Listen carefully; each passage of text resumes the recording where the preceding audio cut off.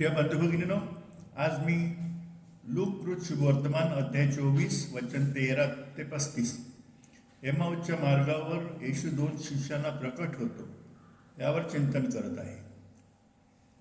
लूकच्या शुभवर्तमानातील या उत्तरात लूक अध्याय 24 वचन 13 ते 35 लूक सांगतो की एम्माऊसकडे जात असलेल्या 2 शिष्यांना त्यांच्याबरोबर चालणारा येशू ओळखू आला नाही, म्हणून येशू त्यांना समज देतो आणि स्वतःबद्दल पवित्र शास्त्रामध्ये काय सांगितले आहे ते त्यांना स्पष्ट करतो. मी एम्माऊच्या मार्गावर 2 शिष्यांना येशू प्रकट झाला या विषयावरील माझे चिंतन, ज्याने आपल्या सहकारी सैनिकांना वाचवण्यासाठी स्वतःच्या शरीराचे तुकडे तुकडे होऊ दिले, त्या एका शूर सैनिकाच्या हृदयस्पर्शी कथेद्वारे सुरू करू इच्छितो. घनघोर युद्ध चालू होतं. शत्रूचे सैन्य एका पटक्या घरामध्ये लपून तिथून गोळ्या झाडत होते. आपले सैनिक दबक्या पावलाने त्या बाजूला जात होते तेव्हा एक हँडबॉम्ब त्यांच्याजवळ येऊन पडला. त्याचा स्फोट झाला तर आपले अनेक जवान मृत्युमुखी पडले असते. त्यावेळी आपल्या एका शूर जवानाने धावत जाऊन तो हँडबॉम्ब हातात घेऊन दूर जाण्यासाठी धाव घेतली. थोड्या वेळाने त्याच्या हातात त्या हँडबॉम्बचा स्फोट झाला आणि त्या जवानाच्या शरीराच्या चिंध्या उडाल्या, पण त्याने आपले शरीर मोडून आपल्या अनेक जवानांचे प्राण वाचवले. हा प्रसंग आपल्याला शिकवतो की इतरांना वाचवण्यासाठी स्वतःचे जीवन अर्पण करण्यास तयार असणारे अनेक लोक असतात. येशूनेही मानवजातीला पापापासून वाचवण्यासाठी आपले शरीर तुटू दिले. येशू जसे त्याने केले तसे आपल्यालाही इतरांच्या हितासाठी स्वतःला अर्पण करायला आमंत्रित करतो. हे शिष्य येरुशलेम सोडून का जात होते? हे शिष्य येशूबरोबर इतका काळ होते आणि त्यांनी अशी आशा केली होती की तो एक नवीन राज्य स्थापन करेल, जिथे समृद्धी आणि शांती असेल. कारण त्याने स्वतः परमेश्वराच्या राज्याबद्दल सांगितले होते. वेळ पूर्ण झाली आहे, तो म्हणाला. परमेश्वराचे राज्य जवळ आले आहे. पश्चाताप कर आणि सुवार्तेवर विश्वास ठेवा. लूक 24:13. हो, येशूने परमेश्वराच्या राज्याबद्दल सांगितले होते, पण तो एखाद्या सांसारिक राज्याबद्दल बोलत नव्हता, जसे शिष्यांनी चुकीने समजले होते. शिष्यांना असे वाटत होते की एक असे राज्य येईल जिथे समृद्धी, संपत्ती, शांती आणि आनंद असेल. पण जेव्हा येशूला अटक झाली, त्याला छळले गेले आणि क्रूसावर खिळले गेले, तेव्हा शिष्यांनी ज्या नव्या राज्याची आशा केली होती त्या सर्व आशा कोलमडल्या. त्यामुळे त्यांना निराशा व दुःख वाटू लागले, कारण त्यांना अपेक्षित असलेले काहीच मिळाले नाही. त्यांना कदाचित असेही वाटले असेल की त्यांची फसवणूक झाली आहे किंवा त्यांना खोटी आशा दाखवली गेली आहे. त्यांनी ज्या गोष्टीची आशा केली होती, अपेक्षा केली होती, ती त्यांना मिळाली नाही आणि त्यांच्या प्रभू व गुरुला क्रूसावर खेळल्यामुळे त्यांच्या सर्व आशा तुटून पडल्या होत्या. तरीही त्या दिवसात येशूबद्दल जे काही घडले होते त्याचा अर्थ लावण्याचा ते प्रयत्न करत होते. म्हणूनच ते घडलेल्या सर्व गोष्टींबद्दल एकमेकाशी बोलत होते. त्यावेळी त्यांना माहीत नव्हते की त्यांच्या संभ्रमाचे उत्तर त्यांना लवकरच मिळणार आहे. शिष्यांना येशू ओळखता का आला नाही? शिष्यांना येशू ओळखता आला नाही कारण त्यांनी क्रूसावरील मृत्यूनंतर 3ऱ्या दिवशी येशू पुन्हा जिवंत होईल यावर विश्वास ठेवला नव्हता.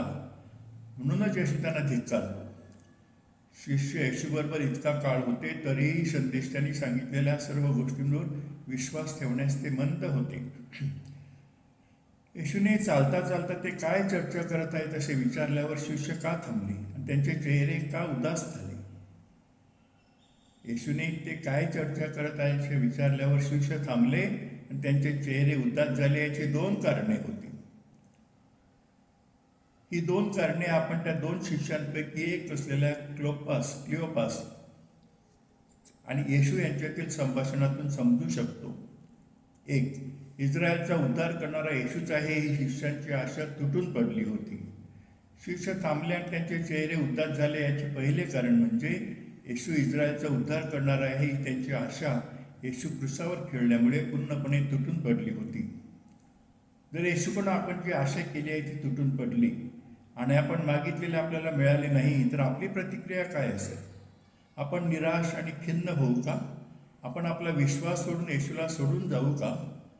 सर्वप्रथम आपण हे समजून घेतले पाहिजे की जर आपल्या येशूवरील विश्वास योग्य असेल तर येशू आपल्याला कधीही निराश करणार नाही किंवा आपला विश्वास नष्ट करणार नाही, हे आपण मानलं पाहिजे.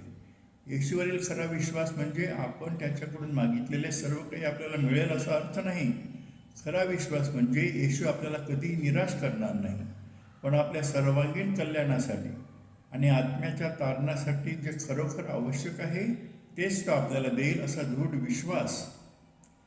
खरा विश्वास म्हणजे येशूकडून आपल्याला जे हवे आहे ते मागणे किंवा त्याची मागणी करणे नव्हे. खरा विश्वास म्हणजे येशूच्या चांगुलपणावर विश्वास ठेवणे आणि तो आपल्याला जे खरोखर आवश्यक आहे ते देईल याची खात्री बाळगणे. आपण जे काही मागतोय ते सर्व नाही, कारण आपला मानवी स्वभाव असा आहे की आपण अनेक गोष्टींची अपेक्षा आणि इच्छा करतो आणि मागतो, ज्यापैकी काही गोष्टी आपल्या सर्वांगीण कल्याणासाठी आणि आत्म्याच्या तारणासाठी योग्य नसतात. म्हणूनच येशूने आपल्याला स्पष्टपणे सांगितले आहे की तो आपल्याला अशा गोष्टी कधीही देणार नाही ज्या आपल्या खऱ्या भल्यासाठी आणि तारणासाठी योग्य नाहीत. येशूने सांगितले आहे, तुमच्यापैकी कोणता पिता असा आहे की मुलाने मासा मागितला तर त्याला साप देईल किंवा अंडे मागितले तर त्याला विंचू देईल? तुम्ही वाईट असताना तुम्हाला आपल्या मुलांना चांगल्या देणगे द्यावयाचे कळते, तर मग स्वर्गीय पित्याजवळ जे मागतात त्यास तो किती विशेष करून पवित्र आत्मा देईल. लूका 11:11-13. 2. शिष्य थांबले आणि त्यांचे चेहरे उदास झाले, कारण ते काही स्त्रियांच्या सांगण्यामुळे आश्चर्यचकित झाले होते. शिष्य थांबले आणि त्यांचे चेहरे उदास झाले याचे दुसरे कारण म्हणजे त्यांच्या काही स्त्रियांनी सांगितलेल्या गोष्टींमुळे ते आश्चर्यचकित झाले होते. त्या स्त्रियांनी सांगितलेल्या गोष्टी समजून घेणे त्यांना कठीण जात होते आणि त्यांच्या काही सहकाऱ्यांना येशूचे शरीर सापडले नाही हेही त्या स्त्रियांनी सांगितल्याप्रमाणेच होते हे समजून घेणे त्यांना अवघड वाटत होते. शिष्यांना आश्चर्य वाटण्याचे कारण असे होते की त्या स्त्रियांनी त्यांना सांगितले की त्या सकाळी लवकर कबरीकडे गेल्या होत्या तेव्हा त्यांना येशूचे शरीर सापडले नाही आणि त्यांनी परमेश्वर दूतांचे दर्शन पाहिले ज्यांनी सांगितले की येशू जिवंत आहे. त्यांचे आश्चर्य आणखी वाढले जेव्हा त्यांच्या काही सहकार्यांनी कबरीकडे जाऊन पाहिले आणि त्यांना ते स्त्रियांनी सांगितल्याप्रमाणेच आढळले, पण त्यांना येशू दिसला नाही. शिष्यांचे बोलणे ऐकल्यावर येशू त्यांच्यावर रागावला. येशू शिष्यांवर नाराज झाला आणि त्यांच्यावर रागावला, कारण त्यांनी त्याच्याबद्दल सांगितलेल्या गोष्टींवर म्हणजे ख्रिस्ताला या सर्व गोष्टी सहन करून मग त्याच्या वैभवात प्रवेश करावा लागेल यावर विश्वास ठेवण्यास उशीर केला. क्रूसावरील मृत्यूनंतर तिसऱ्या दिवशी येशू पुन्हा उठेल हे त्या शिष्यांना अजूनही समजले नव्हते, म्हणून येशूने त्यांना त्यांचा अर्थ समजावून सांगितला. आपण मात्र संदेशाने त्याच्याबद्दल सांगितलेल्या सर्व गोष्टींवर म्हणजे ख्रिस्ताला या सर्व गोष्टी सहन कराव्या लागतील आणि मग त्याच्या वैभवात प्रवेश करावा लागेल यावर विश्वास ठेवण्यात मंद राहू नये, कारण आपण हे पवित्र शास्त्रामध्ये वाचले आहे. त्यामुळे आता आपण दृढ विश्वास ठेवायला हवा की ख्रिस्ताने दुःख सहन करून मग त्याच्या वैभवात प्रवेश केला. या दृढ विश्वासाने आपण येशूच्या पुनरुत्थानाची सुवार्ता लोकांस सांगण्यासाठी तयार असले पाहिजे. त्यासाठी आपल्या वाटाला येणाऱ्या कोणत्याही संकटांना स्वीकारण्यास आणि येशू व त्याच्या राज्यासाठी मरण पत्करण्यासही आपण तयार असले पाहिजे. जर येशूला त्या रात्री शिष्यांबरोबर राहायचे होते तरी त्याने आपली इच्छा त्याच्यावर लादली नाही, म्हणूनच तो पुढे जाणार असल्यासारखा वागला. व त्याला चांगलेच माहीत होते की ते शिष्य त्याला नक्कीच त्या संध्याकाळी त्यांच्याबरोबर राहण्याची विनंती करतील. आपणही कधी आपली इच्छा कोणावरही लादू नये. प्रत्येकाला स्वतःचे निर्णय घेण्याचे स्वातंत्र्य दिले पाहिजे. मुले 18 वर्षाखाली असताना आपण त्यांच्यासाठी निर्णय घेऊ शकतो, पण त्यानंतर त्याच्यासाठी निर्णय घेण्याचा आपल्याला अधिकार नसतो. होय, ते स्वतःचे निर्णय घेत असताना आपण त्यांना मार्गदर्शन करू शकतो आणि करायलाच हवे, पण आपली इच्छा त्यांच्यावर लादू नये. आपण फक्त काही योग्य सूचना देऊ शकतो. त्या स्वीकारायचे की नाही हे त्यांच्या हातात असते. आणि आपण जे तरुण आहोत ते आपण समजून घेतले पाहिजे की आपल्या आईवडील आणि वडीलधारी लोकांनी आपल्यापेक्षा अधिक आयुष्य पाहिले आहे आणि त्यांना खूप अनुभव आहे. म्हणूनच त्यांच्या मार्गदर्शनाला आणि सूचनांना आपण महत्त्व दिले पाहिजे, पण त्याचवेळी आपले स्वातंत्र्य आणि स्वतंत्र विचार टिकवून ठेवत आपल्या आईवडिलांनी आणि इतर वडीलधाऱ्यांनी प्रेम आणि काळजीपोटी दिलेल्या सूचनांचा विचार करून स्वतःचे निर्णय घ्यायला हवेत आणि एकदा का स्वतःचे निर्णय घेतले की मग त्या निर्णयाचे जे काही दुष्परिणाम किंवा चांगले परिणाम होतील ते सर्व स्वीकारायला आपण तयार असलं पाहिजे. सुरुवातीला त्या शिष्यांना हे कळले नव्हते की एम्माऊसच्या मार्गावर त्यांच्याबरोबर चालणारा तोच त्यांचा प्रभू आणि गुरु येशू आहे. पण जेव्हा तो त्यांच्याबरोबर जेवायला बसला आणि भाकर घेतली, परमेश्वराचे आभार मानले आणि ती मोडली आणि तो त्यांना देऊ लागला, तेव्हा त्यांनी त्याला ओळखले. शिष्याने येशूला तेव्हा ओळखले जेव्हा त्यांनी भाकर मोडण्यास सुरुवात केली. येशूने भाकर मोडणे हे अत्यंत प्रतिकात्मक आहे. येशूने मानवजातीला पापापासून वाचवण्यासाठी क्रूसावर आपले शरीर मोडले. त्याचे संपूर्ण जीवन मानवजातीच्या तारणासाठी आपले शरीर अर्पण करण्याभोवती केंद्रित होते आणि म्हणूनच त्याच्या स्वर्गीय पित्याने त्याला या जगात पाठवले होते. येशूने आपल्या स्वर्गीय पित्याची योजना पूर्ण केली. मानवजातीचे तारण करण्यासाठी त्याने आपले शरीर क्रूसावर मोडू दिले आणि क्रूसावरचे मरण पत्करले. आपल्यालाही लोकांच्या हितासाठी आपले शरीर मोडण्यास सांगितले आहे. याचा अर्थ म्हणजे गरजूंना मदत करणे आणि त्यांच्या जीवनाला आनंदी व फलदायी बनवण्याचा प्रयत्न करणे. पण हे करण्यासाठी आपल्याला कष्ट करावे लागतील, त्याग करावा लागेल आणि कधीकधी दुःखही सहन करावे लागेल. म्हणूनच जसे येशूने क्रूसावर आपले शरीर मोडले, तसेच आपणही लोकांच्या हितासाठी आपले जीवन अर्पण करण्यास आपल्याला बोलावलेले आहे. हेच प्रत्येक येशूच्या शिष्याने करणे अपेक्षित आहे. खरे शिष्यत्व म्हणजे हेच आहे. जरी त्यांनी त्याला भाकर मोडताना ओळखले तरी तो तिथे थांबला नाही, तो त्यांच्या नजरेआड झाला. पण पुनरुत्थित येशूच्या उपस्थितीचा त्या शिष्यांवर निश्चितच खोल परिणाम झाला होता. त्यांनी ते एकमेकांना सांगितले.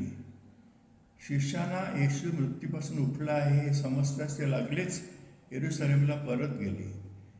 ते येरुशलेमला परत गेल्यावर त्यांनी इतर शिष्यांना आणि त्यांच्या बरोबर असलेल्या लोकांना ते भेटले. त्यांनी त्यांना येशूच्या पुनरुत्थानाबद्दल सांगितले. मग त्या 2 शिष्यांनी इतर शिष्यांना आणि तिथे उपस्थित असलेल्या लोकांना येशूबरोबर झालेल्या त्यांच्या अनुभवाबद्दल आणि तो पुनरुत्थित झाला आहे या सत्याविषयी सांगितले. त्यांनी हेही सांगितले की येशूने भाकर मोडताना त्यांनी त्याला ओळखले. पुनरुत्थित येशू स्वतः पुढाकार घेऊन आपल्या शिष्यांजवळ येतो. ते एम्माऊसकडे जात होते. त्यांना येशूला शोधण्याची किंवा त्याला भेटण्याची काही इच्छा नव्हती, कारण त्यांना खात्री नव्हती की त्यांचा प्रभू आणि गुरु येशू उठला आहे. पण येशू स्वतः पुढाकार घेऊन त्या शिष्यांना भेटतो आणि तो मृत्यूपासून उठला आहे याची त्यांना जाणीव करून देतो. येशू मृत्यूपासून उठला आहे हे येशूचे आमंत्रण ते शिष्य स्वीकारतात आणि ते त्याच्या पुनरुत्थानावर विश्वास ठेवू लागतात. नंतर ते निर्भयपणे आणि उत्साहाने येशूच्या पुनरुत्थानाचे शुभ वर्तमान लोकांना सांगू लागतात. आपण सर्वप्रथम हे शुभ वर्तमान आणि सर्वप्रथम हे शुभ वर्तमान ते आपल्या इतर शिष्यांनाही जाहीर करतात. येशू आपल्याबरोबर हेच करतो. अनेकदा तो स्वतः पुढाकार घेऊन आपल्याला काही सांगतो किंवा आपल्याला काही करण्यासाठी प्रेरणा देतो. आणि तो जे काही आपल्याला सांगतो किंवा जे काही करण्यास प्रेरणा देतो ते आपण करायला सुरुवात केली पाहिजे. एम्माऊसच्या मार्गावरील त्या 2 शिष्याप्रमाणेच आपणही येशूचे आमंत्रण स्वीकारून तो आपल्याला जे करण्यास प्रेरित करतो ते करायला हवे. आपल्याशी संपर्कात येणाऱ्या लोकांना आपणही येशूच्या पुनरुत्थानाचे शुभ वर्तमान निर्भयपणे आणि उत्साहाने सांगितले पाहिजे. प्रिय मित्रांनो, माझा व्हिडिओ पाहिल्याबद्दल आणि माझे विचार प्रेमाने ऐकल्याबद्दल मनापासून धन्यवाद. तुमच्या प्रतिक्रिया व सूचना मला जरूर कळवा.